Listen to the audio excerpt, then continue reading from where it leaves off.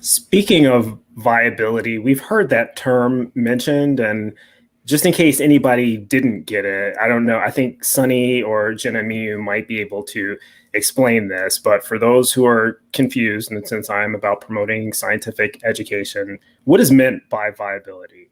Okay. My understanding is it just means the ability for the fetus to survive on its own outside of the woman's body. Is that correct as far as you guys understand it? Yes, that's how I understand it. Yeah. That's a basic understanding. Mm-hmm. Yeah. And when is that at the third trimester? Like, is third trimester like this magic number where something happens, or is it variable? How does that work? Third trimester, essentially, at that point in time, most of that growing potential baby, all of the organs inside have been developed. Because in the first early stages of the first trimester, is the first thing that kicks off is the nerve activity, your nervous system.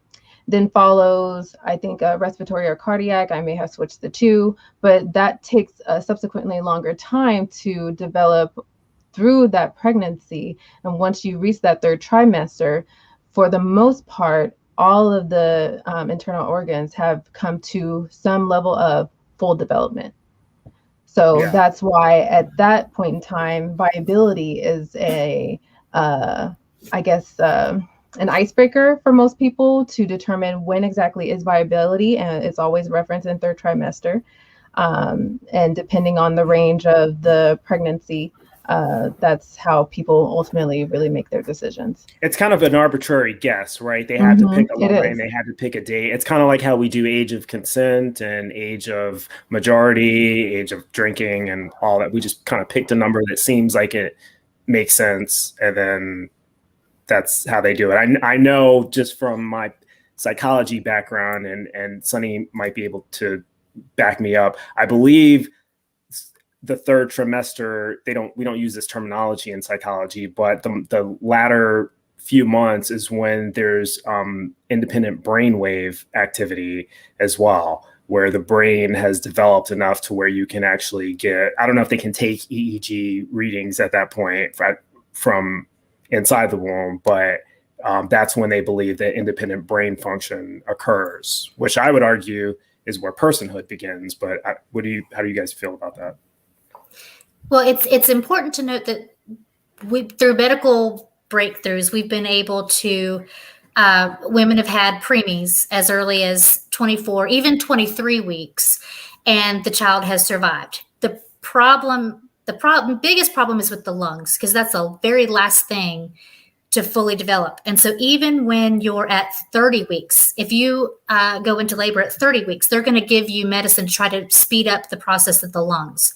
But they've had, 23, 24 weeks is really the place of viability. But you're correct in that it's the ability to kind of start recognizing things. Like they found babies at in the third trimester, kind of recognizing their own bodies, messing with their toes and their hands in a way that's different from just flailing around. It's like they're actually exploring their bodies, and that's towards the end of the third trimester that the brain is developed in such a way that it's not quite to the point where they recognize that they are different from something else, but just where they're able to recognize things and kind of touch things and recognize that that's a thing.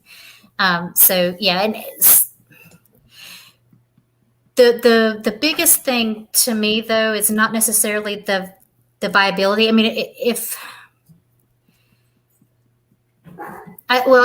is, but while the fetus is still in the woman, when it gets up to about 24 weeks, fine. We can say what we want about that. People who have females with a uterus, people who have been born with a uterus who are pregnant at that point, typically by that point they've made the decision that they want to have that baby, and if they're going to terminate that pregnancy, it's because of a serious issue, the health of their their life, or the health of the child, where it's a detrimental, emotionally devastating period in their life. Before that point, that is I don't want to say, I'll offend somebody if I say it's a parasite, because that's not exactly what I mean. But what I do mean is this is the only thing where people are trying to say that a woman's body is being forced to keep another organism alive. We can't even do that to a corpse. We can't take something from a dead person who is still on life support to give to somebody else without that person having given consent prior to being deceased. But a woman, she has less rights than a corpse. And I think that's an important thing to keep in mind when we talk about viability, and when we talk about women's bodily autonomy, and when we talk about abortion rights. We're talking about a woman who is being forced to use her body in a way where that she doesn't want to, in order to keep someone else happy, and I don't mean the embryo or the fetus. They don't have the capability yet to be happy, but to keep someone who is legislating happy. And I think that's an important distinction to make. I remember once having a debate when I became pro-choice, fully pro-choice. I had a debate with someone who was pro-life, and I asked them the question. It was another man, and I asked them the question: if you had a kid, a son, who had leukemia and needed like a bone marrow transplant or whatever, let's say he needed an organ, like a kidney. That's what it was. And the only match was you would probably, donate your kidney to save your kid. Do you think that there should be a law that makes it mandatory that you must donate your kid? If you have 2 functioning kidneys and you have a child that needs one and you're a match, you must by law donate your kidney to save that child. And he looked at me like that was the stupidest thing I'd ever asked him. He said, of course not. That's ridiculous. And so I said, so then if the law can't force you to use your body to save your child, why do you think the law should be able to force a woman to use her body to save not even a child yet? And he didn't have an answer for that. But what's that? It's not even saving a child. Right. It's not even a child, really. Yeah. It's a fetus. It's an embryo according to a collection of cells. But, collection of cells. And it's not like abortions are fun. And so I just think that that's a good way to put it. I haven't heard a good comeback to that particular argument, but I don't know. Do you guys think that there's some flaw in that analogy? Because I thought it was a pretty good argument, and you didn't have a good answer for it. But I don't have a rebuttal for that. I don't either. And I even want to, and even like another thing concerning these laws is that Texas in itself has extended even. You remember, like we were talking about expenses that could be incurred for raising children, and not always having enough assistance, especially like when it comes to like maybe your income, wheelchair, etc. Texas extended their emergency assistance for Medicaid and SNAP benefits. SNAP are basically food stamps, and it's only until September, at the end of September of this month. So that's coming soon. This, at the time of this recording, for anyone who's curious, it is September 7th, right, 2021. Biddy, do you have any suggestions or advice about how to educate people? It seems like a lot of the evangelical conservative movement is just ignorant on not only the science that we just went over some of it, and what pregnancy is and what conception is and what viability is, but the Bible, which they claim they're getting their beliefs from, but obviously, as you just pointed out, they're not. What is the disconnect here? Why is it that so many Christians and other theists, but mostly Christians in this country, are so wrong? I mean, is it still being promoted? Is there something? Are they not preaching from the Bible? What do you think is going on here? Well, I think Christianity collectively is so far removed from biblical accuracy or authenticity in the first place. So this kind of just makes sense that this is another thing. I know that I've made a few, like me and a few other atheist content creators have definitely made what does the Bible say about abortion, TikToks and stuff like that. And usually we get banned, or they fight it. They are not willing to even look at what like it actually says. I mean, in Judaism, they designate life at breath, which is, birth, like, right? Right. And Christianity is like it needs Judaism in order to even exist as a religion. So I don't know. I don't know. They just don't follow the Bible in many regards. So it's just whatever. It's so political nowadays, like that it doesn't matter really what I say. If there are any Christians watching that are questioning any of this, don't take what any of us have to say at face value. Be skeptical. I promote skepticism for everybody, for every claim. Read the Bible. Find the passage in the Bible that says do not abort a pregnancy if you can, or figure out the history of where the doctrine came. Check out Biddy's story, and then see whether or not you still have a good reason for being anti-choice. I'm not even going to call it pro-life. It's not pro-life. It's anti-choice because, as a couple of you mentioned, the same people, they don't care about. Texas supports the death penalty, right? Yes, it does. Yeah. So Texas is pro-death penalty. I know a lot of right-wing people are think that we should still be in Afghanistan. I heard a lot of criticism about pulling out of Afghanistan, and they're all Second Amendment. So they're not pro-life. Weird. This is like a what do you call it? It's a misnomer. Pro-life. Pro-life means you're for living, right? You can't be anti-mask and anti-vax and pro-life at the same time. It doesn't work. So right. I think it's anti-choice. But I don't know. Sonny, and if you're going to be, no, go ahead. I was just going to say, if you're going to be pro-life, then what the fuck is with these efforts and trying to restrict access to medical, to mental health support, to anything that should be a right in this country for all people, women, men, trans, gay, all of us? Why put so much of a heavy restriction on people actually living their life if you feel life is so important to you? Yeah.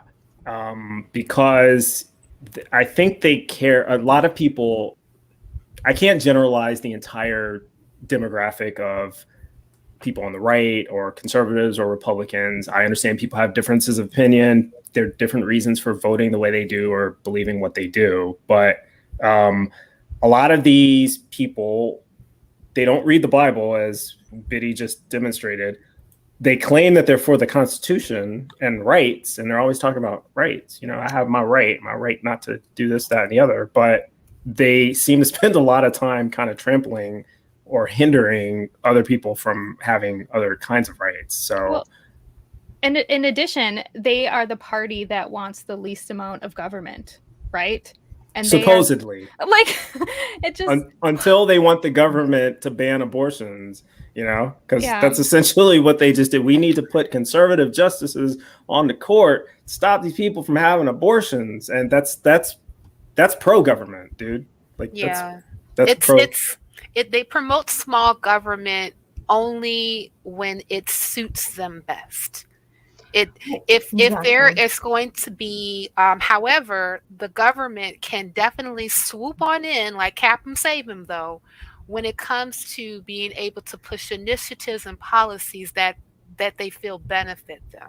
But not only that, is now they're paying the public to become these Like, right. They're Yeah. deputizing them. Well, They're pretty much essentially giving them the go-to to be like, hey, you're doing something funny. I think it's abortion. I'm gonna sue you. Like, That's what? the same stuff that they were doing in the Soviet Union before it collapsed. It's kind of like KGB arts. If I feel like I'm watching an old movie from James Bond. Jenna Belk, you were about to say something, I think. Well, I was just gonna try to play somewhat like devil's advocate because please steel man it for us. Well, because I remember being in that position, and I remember that I was one of those, like I mean it. I was one of those obnoxious people that just genuinely believed that this was just the way that things were, and everybody else needed to just get on board or get off.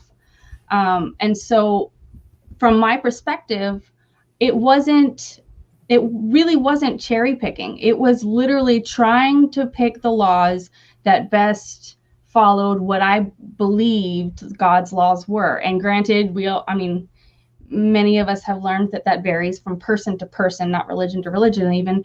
But again, I thought, well, I have this image in my head of what the right thing is.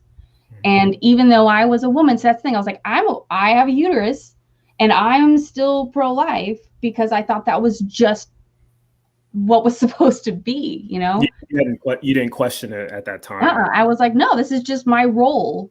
Granted, that's what I'd been told. But I believed it. Keyword. Yeah. This is my role. This is my role. I totally got triggered. I'm so sorry. Continue. I'm sorry. No, I know. You're I felt it. Yeah.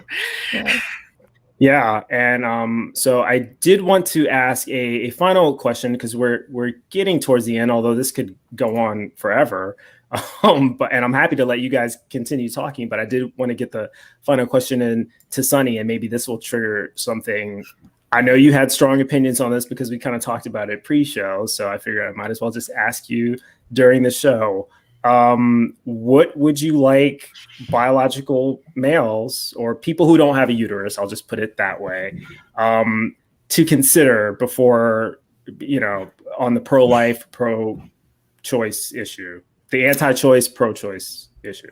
I'll put it that way. So just as with any marginalized groups, we need those who have privilege to speak up. So we need males, people who don't have a uterus, to speak up in support of women's reproductive rights. We need that. However, just as in other marginalized groups, we also need you to understand when it's time to sit back. We have a voice, and we need to be able to express ourselves. I can never know what it's like to be an Hispanic woman or a Black woman or a Native American woman. All I know is how to be a white woman. That's the only lens that I can. So I can't speak for the people of color experience. I can be an ally, and I can ask, what can I do to assist you? But then I have to sit back and shut up when it's time, so that they can speak up. And I want men to people without a uterus to understand the same thing about this issue. Too often, men are having this discussion. Too often, men are debating. Too often, men are legislating what happens to women. And even the men or those without a uterus who support us sometimes inadvertently, not intending to, but inadvertently talk over us. And I don't mean that like they ignore us or they beat us down. I don't mean it in that way. But what I do mean is that sometimes we don't always need a savior in a moment. We need to be lifted. We do need to be lifted, but we also need to be empowered, and that means giving us the power, the voice at times, if that makes sense. And I don't want to offend anyone because I know that this is a difficult thing, especially for many males to grasp. It's not something that's easy, just like it's not easy for white feminist women to understand that They don't need to be the savior for our women of color. You know, it's a hard thing to understand, but it is an important thing to understand. And it's a skill that we need to learn. We all need to learn it in one aspect or another. But that's what I would like our biological males to consider.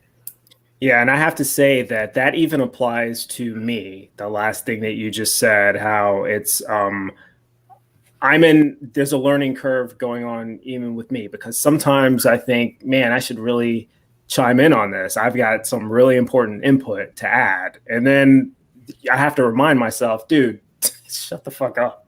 You know, like the women, the people who have uteruses, you know, we are allowed to just hear from people who have uteruses sometimes, you know?